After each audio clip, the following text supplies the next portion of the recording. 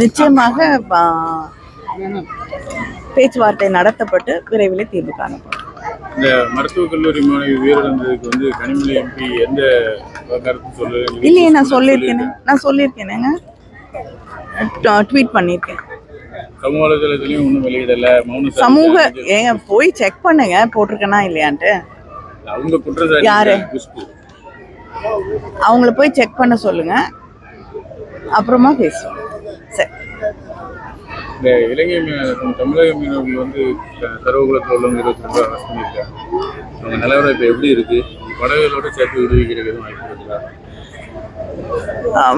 அங்கே external affairs minister, மீன்வளத்துறை அமைச்சர், சில எம்பிக்கள், அது மட்டும் இல்லாமல் அங்கே பாதிக்கப்பட்டிருக்கக்கூடிய மீனவர்கள், இவங்க அத்தனை பேரும் சந்தித்து இங்கே இருக்கக்கூடிய பிரச்சனைகளை எடுத்து சொல்லி இருக்கிறோம்.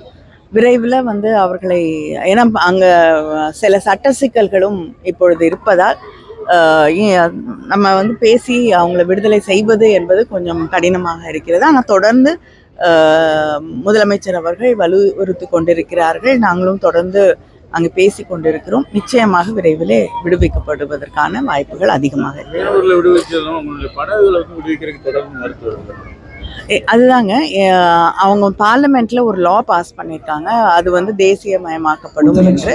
நம்ம அதுக்கு பேசி அதை மாற்றுவதற்கான ஏதாவது வழிவகைகள் செய்தால்தான் படகுகளும் எளிதாக விடுவிக்கப்பட முடியும். சரிங்க.